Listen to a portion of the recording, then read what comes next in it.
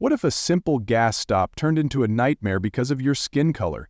Colonel Marcus Wright faced this horror in Ohio, but one call to the Pentagon turned the tables, shaking the nation.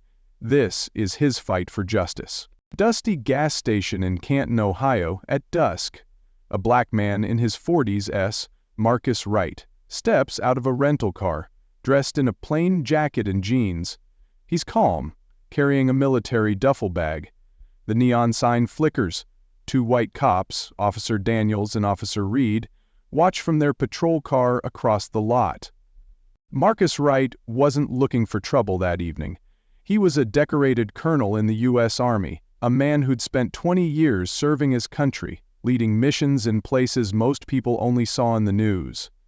He'd just flown in from a Pentagon briefing, his mind focused on one thing: getting home to his wife Lena and their teenage daughter Aisha. He'd promised Aisha he'd help with her college applications, and the thought of her smile kept him grounded after a long day. But this run-down gas station in Canton, Ohio, was about to become the stage for a battle he never expected. Marcus walked over to the pump, pulling out his phone as he started to fill the tank. On the screen was a photo of Aisha at her high school graduation, her cap tilted slightly, her smile wide and proud. Marcus smiled back at the image, his heart warm with pride. Across the lot, the two cops were already watching, their eyes narrowing. Officer Daniels, a 15-year veteran with a reputation for being harsh, leaned over to his partner Reed, a rookie eager to impress. "That guy looks sketch," Daniels muttered, his gaze fixed on Marcus's dark skin and the duffel bag slung over his shoulder. To them, Marcus wasn't a war hero or a father. He was just another black man they'd already judged. The air grew thick as Marcus finished pumping gas and headed toward the store to pay. His steps were steady, his thoughts on Aisha's bright future. But Daniels and Reed were on the move, stepping out of their patrol car with hands resting on their holsters. Inside the store, a young white cashier named Jenny watched the scene unfold, her stomach twisting with a familiar dread. She'd seen these moments before, and they always left a bitter taste. Marcus didn't notice the cops trailing him at first. He was lost in thoughts of Aisha's dreams, her laughter echoing in his mind. But as he reached into his pocket for his wallet, a sharp voice sliced through the quiet. "Hands where I can see them," Daniels barked, his tone cold and commanding. Marcus froze, his heart dropping like a stone. He'd heard that tone before. Not on the battlefield, but in moments when his skin made him a target. This wasn't about safety. It was about prejudice, raw and unhidden. Slowly, Marcus raised his hands, his face calm but his eyes sharp, scanning the situation. Daniels approached with a sneer, while Reed stayed back, radioing for backup with a smirk. Jenny gripped the counter, her gaze dropping to the floor, unable to watch but unable to look away.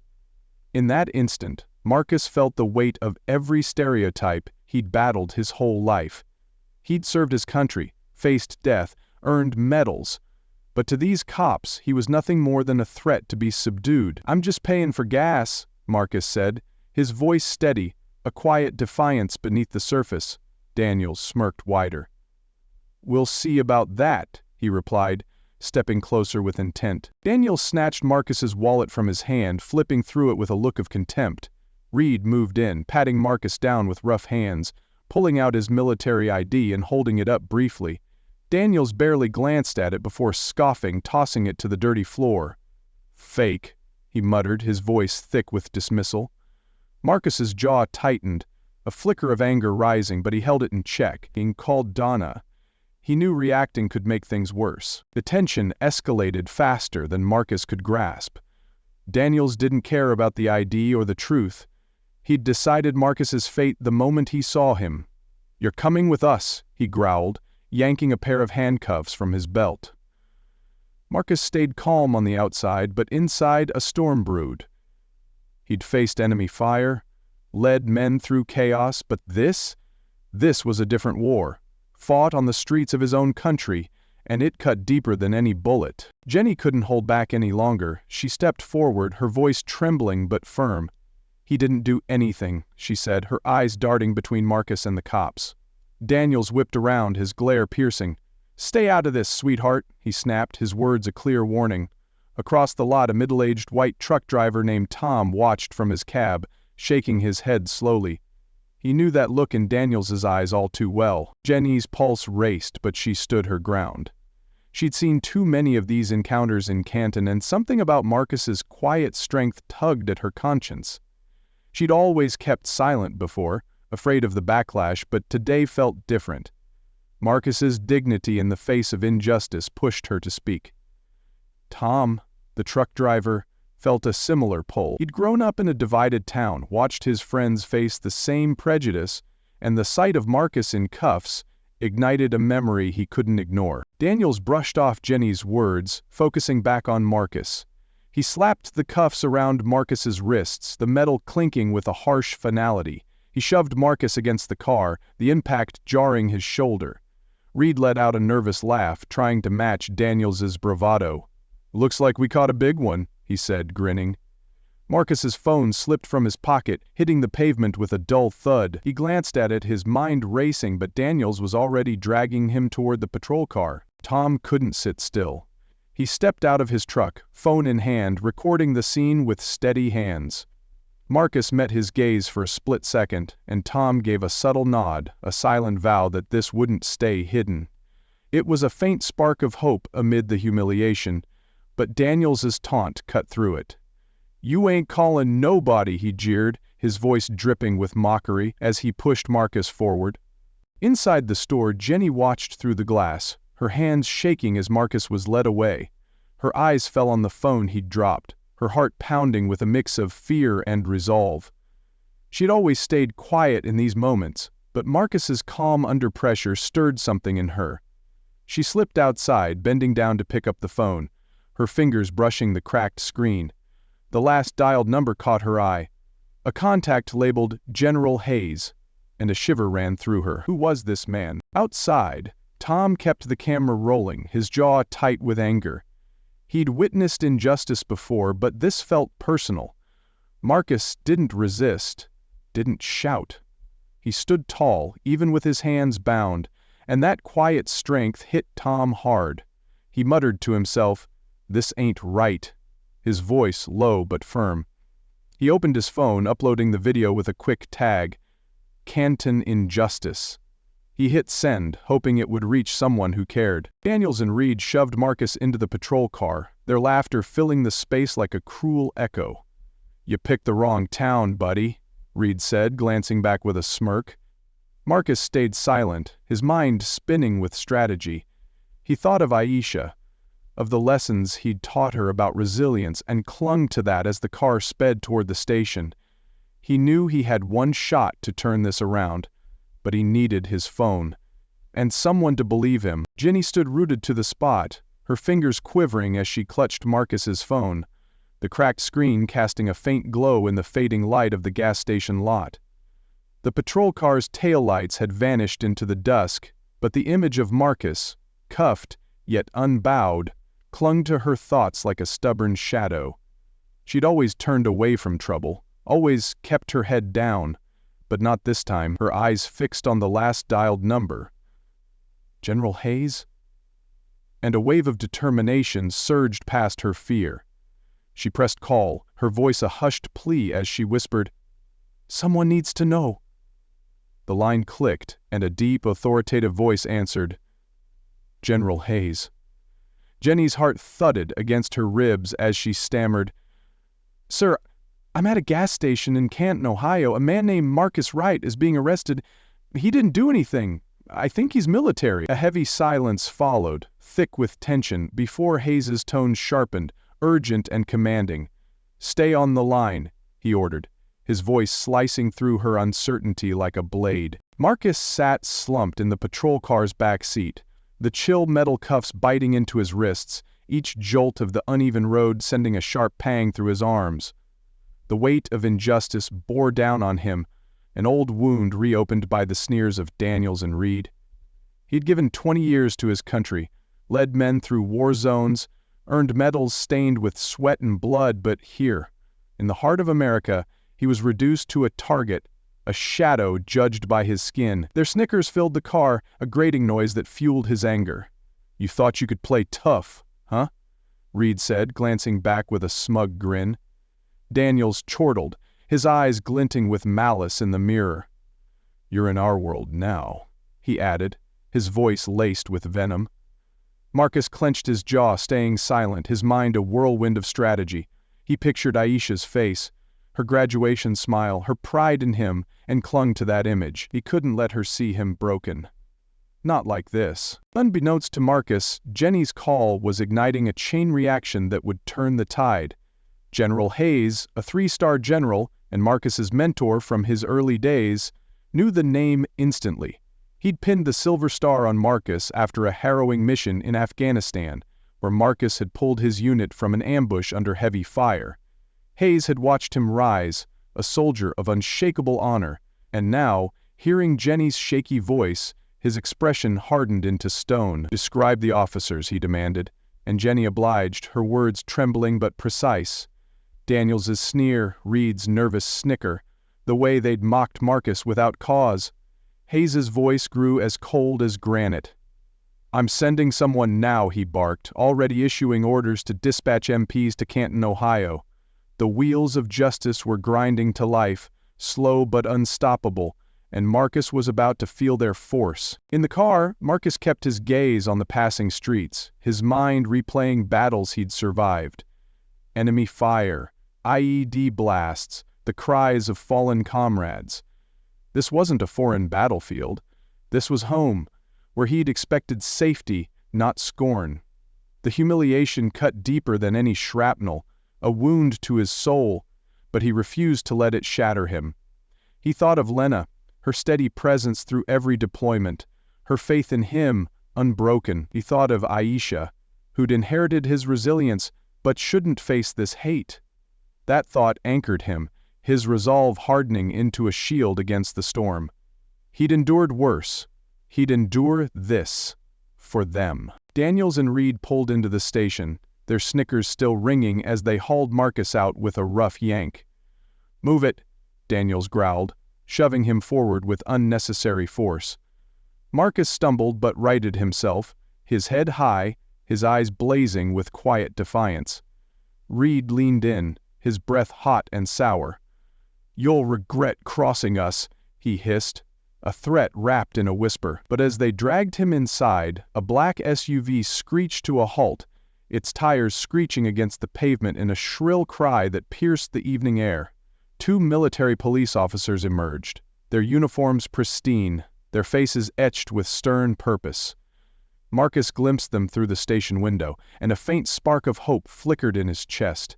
He held his silence, but his gaze sharpened. He sensed rescue was near. Jenny stayed on the line, her voice steadier as Hayes pressed for details. "What's the station like?" he asked, and she described it.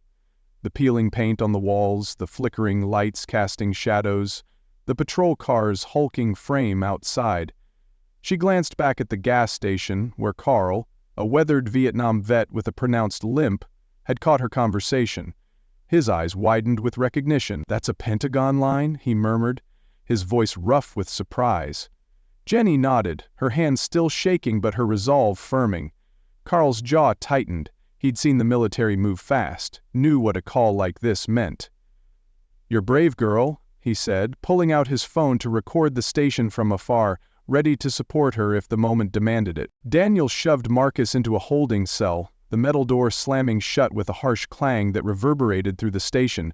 "You're not going anywhere," he sneered, his tone thick with triumph. Reed propped against the wall, chortling as he crossed his arms. "Shoulda stayed out of our town," he taunted, his voice dripping with mockery. Marcus sank onto the chill bench, the cuffs still binding his wrists, but his mind was a fortress of clarity. He'd faced ambushes, led men through chaos, lost friends to war. This wouldn't break him. He heard Aisha's voice in his memory, "I'm proud of you, Dad." And that was his lifeline, keeping him steady amid the storm. Carl filmed from across the street, his hands steady despite the ache in his old joints. He'd witnessed injustice before, friends beaten, lives shattered by prejudice. And this scene stirred those ghosts. But the sight of the MPs gave him a flicker of hope, a chance for redemption he hadn't felt in decades. Jenny stood beside him, Hayes's voice a steady anchor on the phone. "You did the right thing," Hayes assured her, and a wave of pride washed over her, mingling with her lingering fear. She'd stepped out of her silence, and that choice was reshaping her world. The MPs were closing in, their SUV now parked just outside, a silent promise of change. Marcus sat in the cell, his heart calm despite the chaos. He didn't know who'd called, didn't know how help had found him, but he felt it in his bones. Relief was coming. He'd faced death and walked away. He could face this. The storm was brewing, and Daniels and Reed were blind to the reckoning about to unfold. The station doors flew open, the thud of heavy boots on linoleum slicing through the precinct's low murmur. The MPs stormed in, their presence a tidal wave of authority that silenced the room. Daniels, still smirking from his earlier taunts, whipped around, his snicker fading into a scowl. "Who the hell are you?" he barked, his voice edged with defiance. Captain Lopez, the lead MP, stepped forward, his face carved from stone as he flashed a badge with deliberate calm. "We're from the Pentagon," he declared, his voice unyielding. "That's Colonel Marcus Wright, and you're in deep trouble." The air thickened with shock, every eye locked on the scene. Marcus wasn't just a soldier, he was a high-ranking officer, a hero who'd led missions in Iraq and Afghanistan, a man who'd bled for the nation these cops claimed to protect. The power shifted in a heartbeat, and the arrogance Daniels and Reed had wielded began to dissolve into panic. Lopez strode to the cell, unlocking the door with a swift twist, the metal creaking as it swung wide. He removed Marcus's cuffs, the metal clinking softly against the floor, a sound that seemed to echo with triumph. Marcus rose, his shoulders squared, his gaze resolute as the MPs saluted him, a crisp, respectful gesture that hushed the room. Daniel stammered, his face draining of color. "This is a mistake," he cried, his voice cracking with desperation. Lopez turned to him, his eyes narrowing to slits.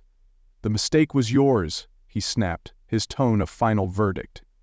Reed's smirk vanished, replaced by a nervous twitch as he shuffled back, his confidence evaporating like mist in the sun. Outside, Tom's video was exploding across the internet, racking up thousands of views in minutes. The footage captured it all. The cuff snapping shut, Daniels's sneer, Reed's mocking snicker, and Marcus's unwavering stance.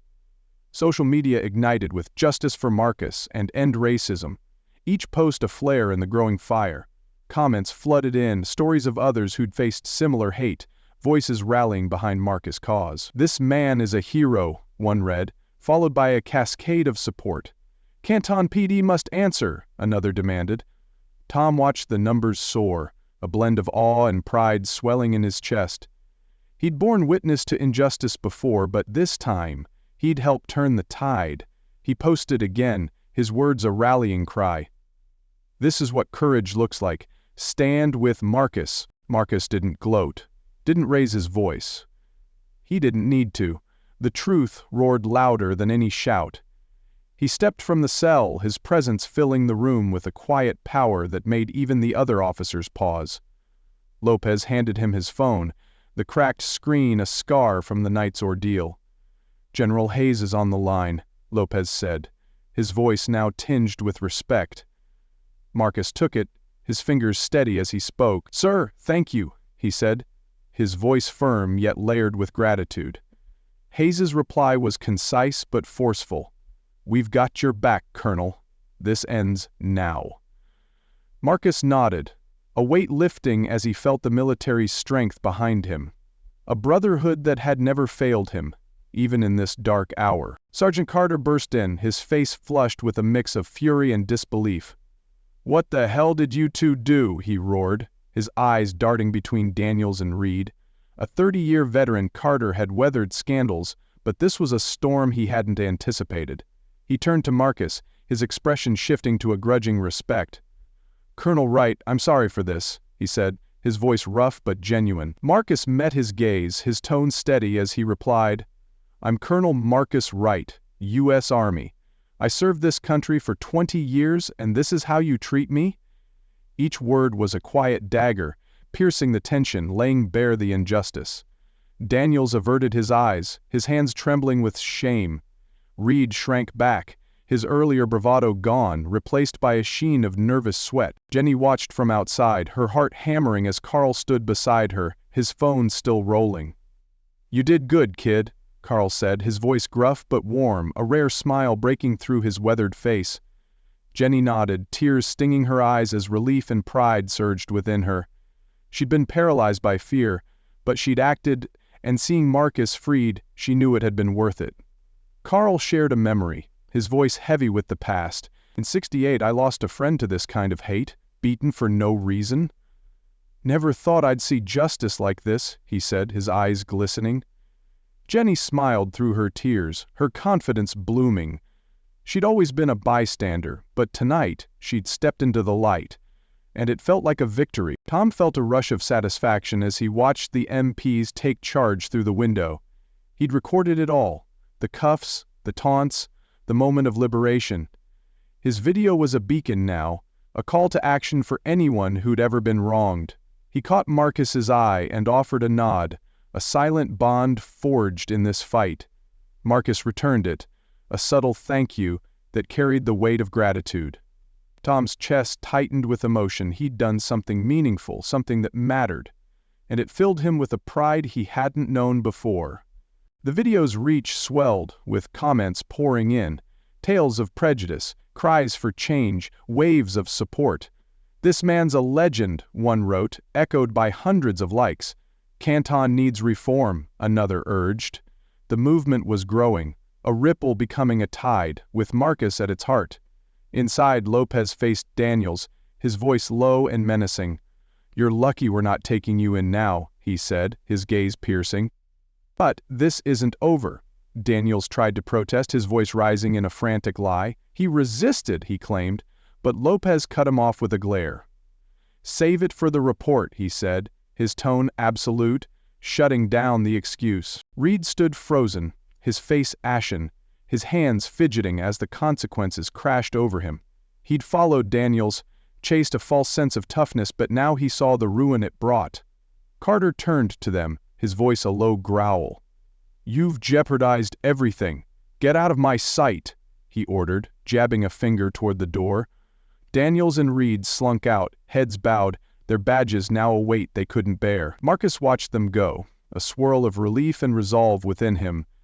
The shame he'd felt was fading, replaced by a fierce determination to ensure this never happened again. Lopez turned to Marcus, his expression softening. "We'll handle the paperwork, sir," he said, his voice respectful. "You're free to go." Marcus nodded, his mind already turning to the future. He thought of Aisha, the lessons of resilience he'd taught her, and now he'd show her how to rise from this.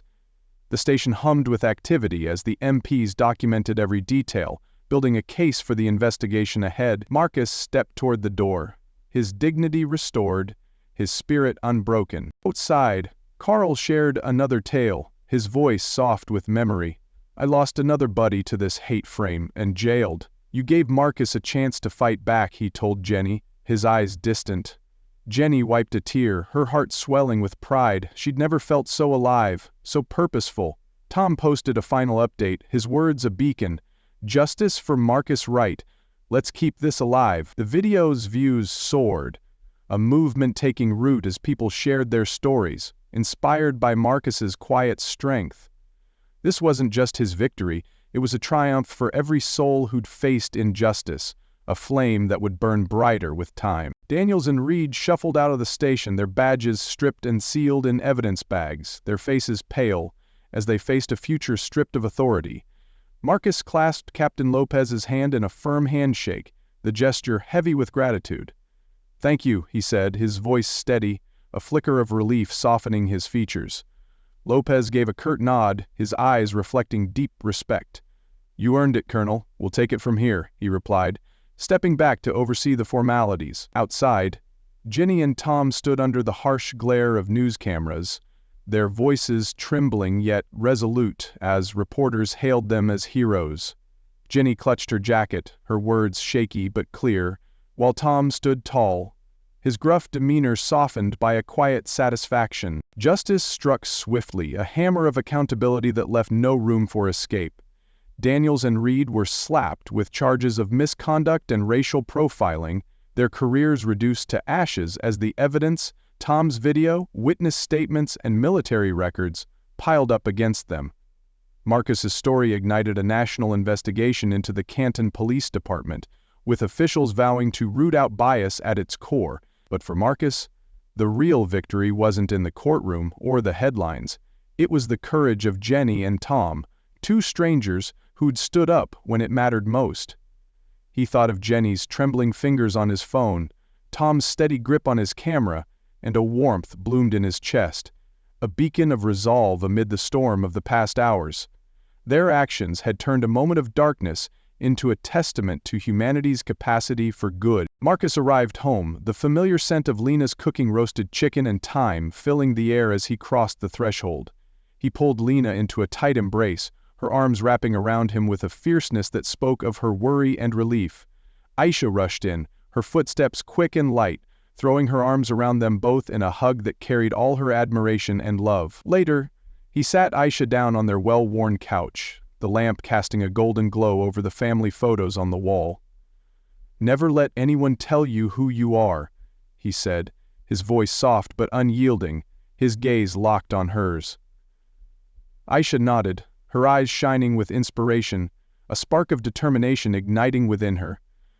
She'd always seen her father as a pillar of strength, but now he was a hero who'd faced injustice and emerged unbroken. Standing by the window, Marcus watched the quiet street outside, the events of the night replaying in his mind like a battlefield he'd survived. He'd always taught Aisha to stand tall, to face adversity with dignity, and now she'd seen him live that truth in the face of hatred. The sting of the cuffs, the venom in Daniels's taunts, had transformed into a source of strength, a narrative he could use to inspire others. Lena joined him, her hand slipping into his, her touch a grounding force. "You did what you always do," she murmured, her voice a gentle breeze, her eyes brimming with admiration. "You fought," Marcus smiled, pulling her close, the warmth of her presence a balm to his soul. Aisha watched from the couch, her resolve deepening with every heartbeat. Her father wasn't just a soldier, he was a beacon, a man who'd turned pain into purpose, and she vowed to carry that legacy forward. The news coverage rolled on, with Jenny and Tom at the center of a growing story. Jenny spoke into a microphone, her voice quivering but firm. "Marcus's strength. It pushed me to act. I couldn't stay silent anymore," she said, her eyes bright with conviction as the crowd nodded in support. Tom leaned forward, his tone gruff but sincere. "I couldn't stand by and watch."